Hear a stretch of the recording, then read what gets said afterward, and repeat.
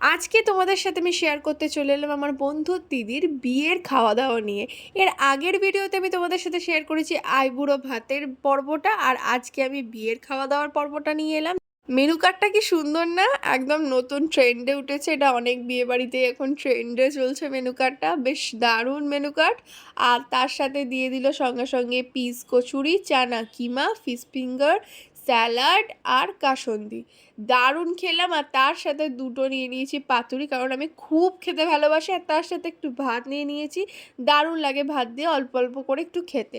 আর তার সাথে মাটন কষাও নিয়ে নিয়েছি, ভাত দিয়েই খাওয়ার জন্য ট্রাই করলাম। আর তারপর একদম লাভলি কম্বিনেশন এলো পোলাও, বাসন্তী পোলাও। বাসন্তী পোলাওয়ের সাথে মাটন কষার কম্বিনেশন নিয়ে তো আর নতুন করে কিছু বলার নেই, এটা তোমরা সবাই ভালো করে জানো, অপূর্ব খেতে ছিল। শেষ পাতে চাটনি, পাঁপড়, রসগোল্লা আর মাখা সন্দেশ খেয়ে শেষ করলাম আজকের ব্লগটা। টাটা।